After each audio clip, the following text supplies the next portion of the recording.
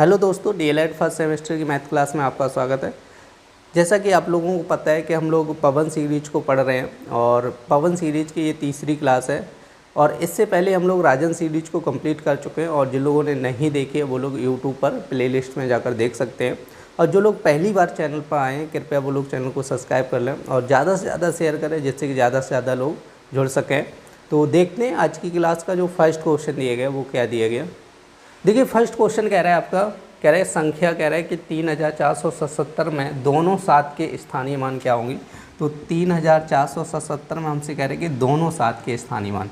तो देखिए जो पहला 7 दिया गया, प्रथम 7 का स्थानीय मान, तो देखो प्रथम 7 का जो स्थानीय मान हो जाएगा वो कितना हो जाएगा, 7 ही रहेगा। ठीक है। और जो यहाँ पे लिखने द्वितीय 7 का स्थानीय मान, तो देखो यहाँ पे अब देखो 7 के पीछे कितने अंक हैं, यहाँ पर जो दूसरा नंबर का 7 है इसके पीछे 1 अंक है तो यहाँ पर 1 0 आ जाएगा, समझा है। तो पहले 7 के पीछे कोई अंक नहीं है तो इसलिए 7 ही रहेगा। दूसरे 7 के पीछे 1 अंक है तो यहाँ पे 1 0 लग जाएगा, समझा है। देखिए नेक्स्ट क्वेश्चन क्या कह रहा है, कह रहा है कि 62 गुणे 74 को हल कीजिएगा। तो यहाँ पे गुणा करने के लिए कह रहा है, तो 62 गुणे 74 कह रहा है, समझे। तो क्या करना है, अगर आप लोग ऐसे मल्टीप्लाई ना कर पाओ तो ऐसे लिख लो 62 और गुणे 74। ठीक है। तो सबसे पहले 4 का गुणा करो 2 में, 4 गुणे 2 हो जाएगा 8, 4 गुणे 6 करेंगे कितना हो जाएगा 24, समझे। अब 7 का गुणा करो, 7 दूनी 14 हो जाएगा और 7 6 42 और कितना हो जाएगा 43 हो जाएगा, समझे। अब देखो 8 4 4 कितना है 8, 3 2 कितना है 5 और ये हो जाएगा, समझे। तो इसका जो आंसर आएगा 45 88 आंसर हो जाएगा। देखिए नेक्स्ट क्वेश्चन क्या कह रहा है, कह रहे हैं कि 1/2 1/3 एवं 3/4 में सबसे बड़ी भिन्न कौन सी है। तो देखो सबसे बड़ी भिन्न पूछी गई तो लिखना है 1/2 और 1/3 और 3/4। तो देखिए सबसे बड़ी भिन्न निकालने के लिए हम लोग क्या करेंगे, एक तो तरीका ये रहेगा इसमें भाग कर लो, समझे। भाग करके हम लोग निकाल सकते हैं। जैसे 1 में भाग नहीं जाएगा, पॉइंट लगाएंगे 0 बढ़ाएंगे तो कितना हो जाएगा 5 बार चला जाएगा, समझे। अब देखो यहाँ पर भाग करेंगे तो देखो 1 में तो जाएगा नहीं, पॉइंट 10, 3 का भाग करेंगे तो 3 बार जाएगा, फिर 1 बचेगा, फिर समझे ना। तो ऐसे ही जाता रहेगा। अब देखो यहाँ पर देखो 4 का भाग नहीं जाएगा, पॉइंट लगाएंगे 30 हो जाएगा तो 4 से कितनी बार जाएगा 7 बार जाएगा, 4 7 28, 2 बचेगा। तो देख लो आप लोग, देखो 0.5 0.3 0.7, तो बड़ी संख्या कौन सी है, तो बड़ी संख्या आपकी ये है 0.7। तो इसका मतलब बड़ी भिन्न पूछा गया तो बड़ी भिन्न आपकी हो जाएगी 3/4, समझा। देखो एक तो तरीका ये रहेगा, दूसरा तरीका क्या रहेगा, जैसे आपका 1/2 1/3 और 3/4 दिए गए हैं, समझे। तो जो अपॉन की संख्याएं दी गई 2 3 4, इनका आप लोग निकाल लीजिएगा एलसीएम। ठीक है। एलसीएम निकालेंगे तो कितना आ जाएगा आपका 12 आ जाएगा। कितना आ जाएगा 12। तो हम लोगों को क्या करना है, इनका हर है ना समान बनाना है। तो जब हर समान बनाएंगे 6 का ऊपर और 6 का नीचे।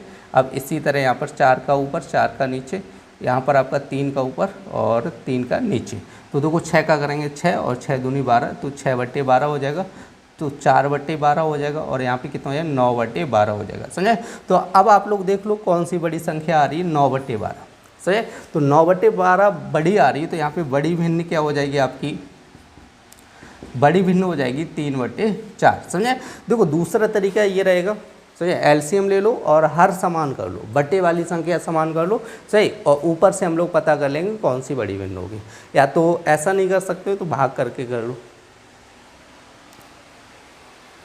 देखिए नेक्स्ट क्वेश्चन क्या कह रहा है, कह रहा है कि 4/9 प्लस 3/9 को जोड़िएगा। देखिए बहुत ही आसान सा क्वेश्चन है, 4/9 प्लस कह रहे हैं 3/9। अब देखो हर समान है, इसका क्या है हर समान है तो सीधा सीधा क्या हो जाएगा 9 अपॉन में और यहाँ पर सीधा सीधा ऐड कर लेंगे, समझे। जब हर समान रहता है तो सीधी सीधी संख्याएं ऐड करते हैं, कोई दिक्कत नहीं है। 4 और 3 कितना हो जाएगा 7/9 आपका आंसर हो जाएगा। देखिए नेक्स्ट क्वेश्चन क्या कह रहा है, कह रहे हैं कि आपकी दशमलव संख्या दी गई है 432.562 का स्थानीय मान चार्ट द्वारा दर्शाएगा। तो जैसे आपकी संख्या लिखी है 432.562, समझे। अब इसका स्थानीय मान निकालना है, समझे। अब जब स्थानीय मान निकालेंगे तो देखो यहाँ से ये इधर पॉइंट लगे, ध्यान रखो। हम संख्या देखो पॉइंट के इधर से काउंट नहीं करेंगे, यहाँ से काउंट करें, इकाई, दहाई, सैकड़ा, ऐसे काउंट किया जाएगा, समझे। अब पॉइंट के पीछे देखो ये संख्या है, पॉइंट से कितनी दूर है, कितनी दूर है, 3 अंक दूर है। तो यहाँ पर आपका क्या करेंगे, 2/1000 हो जाएगा, ठीक है। इसी तरह जैसे इसका अगर स्थानीय मान निकालेंगे तो ये कितने अंक दूर है, 2 अंक दूर है, तो इसका कितना हो जाएगा, 6/100 हो जाएगा। जब इसका स्थानीय मान निकालेंगे तो इसका स्थानीय मान हो जाएगा 5/10, समझे। ये कितने अंक दूर है, समझे, 1 अंक दूर है, समझे। तो ये हो जाएगा 5/10। अब इसकी बात करेंगे तो इसका जो स्थानीय मान आएगा वो 2 आएगा, क्योंकि यहाँ से अब हम लोग क्या करेंगे, इकाई से काउंट करेंगे, तो इकाई और फिर यहाँ पे 3 का करेंगे, ठीक है। तो 3 का स्थानीय मान कितना हो जाएगा, ठीक है। इसके पीछे कितना अंक है, 1 अंक है। तो देखिए अब क्या करना है, 4 का निकालना है। तो 4 के पीछे कितना अंक है, 2 अंक है, तो यहाँ पे आपका 400 हो जाएगा, समझे। अब हमसे कह रहे हैं तो इसको हमें क्या करना है कि चार्ट द्वारा दर्शाना है। तो हम लोगों को एक चार्ट बनाना पड़ेगा। अब देख लो यहाँ से जितने भी अंक हैं उतने ही हमें यहाँ पर कॉलम करने पड़ेंगे, ठीक है। तो 3 अंक ये, 3 अंक ये, 6 कॉलम करने पड़ेंगे। तो देखो 1 3 हो गए और इसमें 3 कॉलम, ठीक है। तो 6 कॉलम करने पड़ेंगे। अब देखो यहाँ से ध्यान रखना है कि आपका देखो 3 अंक इधर के अलग रहेंगे और इधर के अलग रहेंगे, ठीक है। पॉइंट के इधर ये वाला जो अंक होगा वो होता है इकाई, क्या होता है, इकाई, और इसको बोलते हैं दहाई, और ये वाला हो जाएगा सैकड़ा। क्लियर नहीं, इकाई, दहाई, सैकड़ा हो जाएगा। अब देखो यहाँ से अगर हम लोग देखें 5/10 है ना, तो 5/10 है, तो इसका मतलब क्या हो गया आपका, ठीक है। 5/10 का मतलब हो जाएगा आपका 10वां भाग हो जाएगा, और ये आपका 100वां, और ये क्या हो जाएगा, 1000वां भाग हो जाएगा, ठीक है। ध्यान रखना है, क्योंकि यहाँ पर पॉइंट तभी आएगा, जैसे 5 के 1 अंक बाद पॉइंट तभी आएगा ना जब 10 का भाग करेंगे। तो 6 में भाग तभी आएगा, और 6 में कितने अंक बाद पॉइंट लग रहा है, 2 अंक बाद लग रहा है, तो तभी लगेगा ना जब 2 जीरो होंगे। समझ आया कि नहीं आया। तो यहाँ पर हम लोग क्या लिखेंगे, यहाँ पर आपका जो लिखा जाएगा वो लिखा जाएगा आपका 10वां, ठीक है, 100वां, और क्या हो जाएगा आपका 1000वां, ठीक है। ये भाग हो जाएंगे, ठीक है। ये 10वां भाग है, ये 100वां भाग है, और ये 1000वां भाग है, सही। अब आप लोग दर्शा दो कौन कौन से अंक हो जाएंगे। तो देखो इकाई का अंक 2 रहेगा, दहाई का 3 रहेगा अंक, सैकड़े का 4 रहेगा। अब देखो यहाँ पर आपका 10वां रहेगा 5 6 2, सही। आपकी ये टेबल बन गई। कि नेक्स्ट क्वेश्चन क्या कह रहा है, कह रहे कि गुणनखंड किसे कहते हैं। हम लोगों से गुणनखंड की डेफिनेशन पूछी गई है। तो यहाँ पे गुणनखंड, तो यहाँ पे लिखना है जब, देखो कोई सी भी संख्या ले लो, जैसे जब 8 में 5 से गुणा करते हैं तो गुणनफल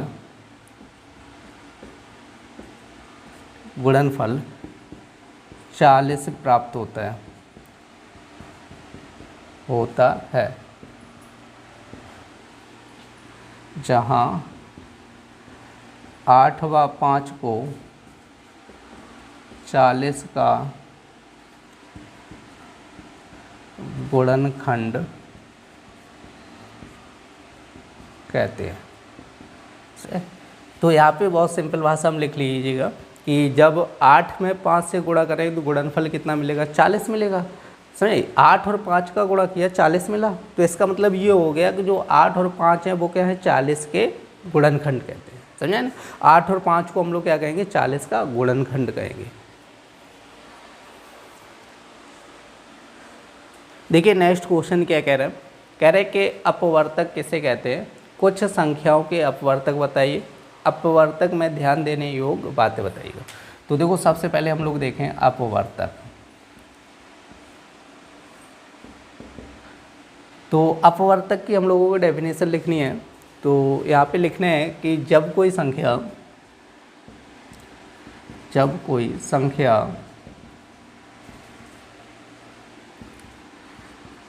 जिन जिन संख्याओं से पूरी पूरी विभाज्य होती है तो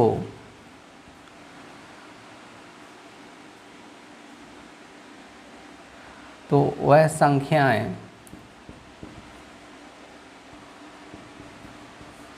उस संख्या की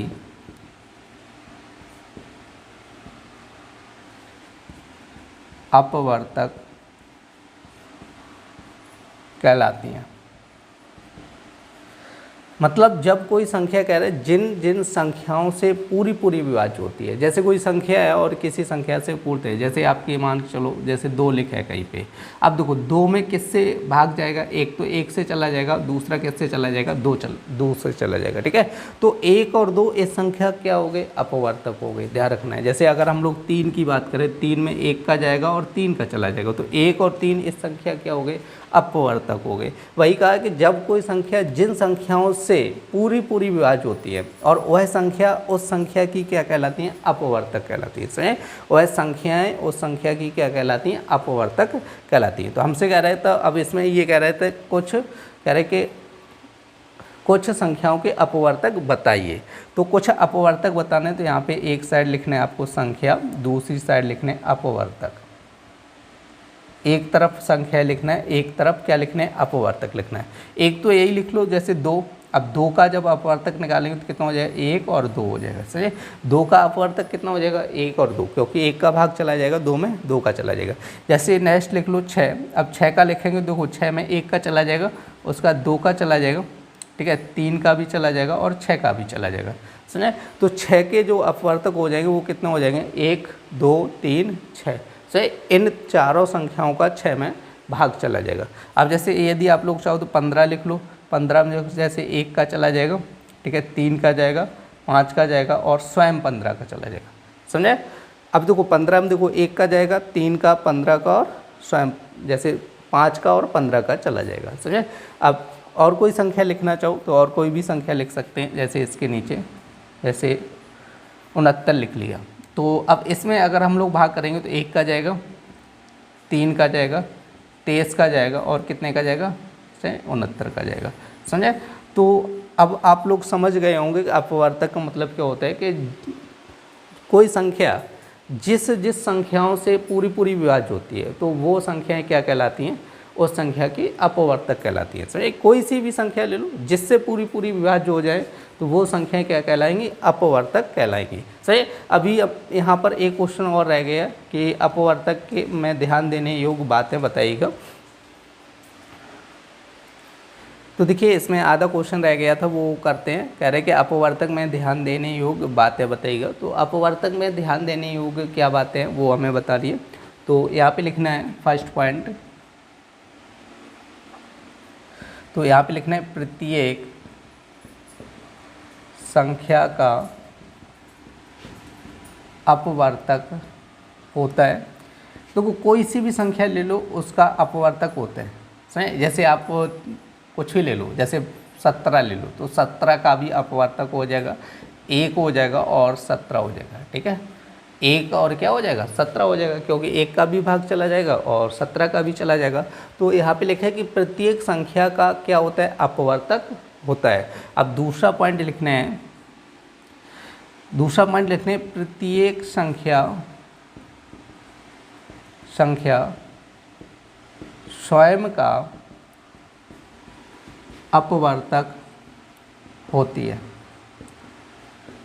सही, प्रत्येक संख्या क्या होती है, स्वयं का अपवर्तक होती है। स्वयं का अपवर्तक मतलब हो गया कि प्रत्येक संख्या में क्या होगा, स्वयं का भाग चला जाएगा। तो इसका मतलब ये होगा कि प्रत्येक संख्या स्वयं का अपवर्तक होती है। समझे, अब तीसरा पॉइंट लिखना है, संख्या के अपवर्तकों की संख्या सीमित होती है। समझे, तो जैसे कोई संख्या है उसके यदि अपवर्तकों की बात करेंगे तो वो क्या होती है, सीमित होती है। समझे। सीमित का मतलब लिमिटेड होते हैं, ज़्यादा नहीं होते। जैसे यहाँ पे 17 की बात की तो कितने हैं अपवर्तक, 2 हैं। अब जैसे यहाँ पे 16 की बात कर लो, 16 में अगर हम बात करें 1 का चला जाएगा, ठीक है, 2 का चला जाएगा और 4 का चला जाएगा, और कितने का जाएगा 16 का, स्वयं का 16 का, 8 का भी चला जाएगा इसमें, ठीक है, तो 8 का भी चला जाएगा और 16 स्वयं का चला जाएगा, समझे। तो इसके अपवर्तक कितने हो गए, 5 हो गए, सही। तो सीमित हो गए, सही, ज़्यादा तो नहीं है, सीमित है। तो वही पॉइंट लिखा था कि संख्या के अपवर्तकों की संख्या क्या होती है, सीमित होती है, सही, क्योंकि ज़्यादा अपवर्तक नहीं होते हैं, अपवर्तक कैसे होते हैं, सीमित होते हैं। तो देखिए नेक्स्ट यहाँ पे पॉइंट देखना है, तो लिखने किसी संख्या का प्रत्येक अपवर्तक संख्या से छोटा होता है,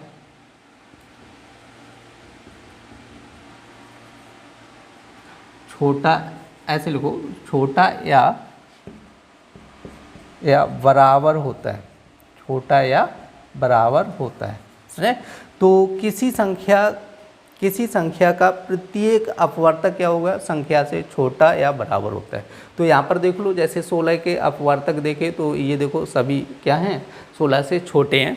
एक क्या है कि 16 के बराबर है, सही। तो एक अपवर्तक क्या है, उसी संख्या के बराबर है। जैसे इसमें देखेंगे तो ये सभी छोटे हैं, लेकिन यहाँ पे 17 क्या है, 17 के बराबर है। तो वही लिखा है कि किसी संख्या का प्रत्येक अपवर्तक क्या होता है, संख्या से छोटा होता है या बराबर होता है, सही। बड़ा कभी नहीं होगा, ध्यान रखना है, समझे। संख्या से कभी बड़ा नहीं होगा, छोटा हो सकता है या बराबर हो सकता है। देखिए नेक्स्ट क्वेश्चन क्या कह रहे हैं, कह रहे हैं कि संपूर्ण संख्या क्या है। तो यहाँ पे संपूर्ण संख्या पूछी गई है। तो संपूर्ण संख्या, तो यहाँ पे देखना है वह संख्या जिसके सभी अपवर्तकों का योगफल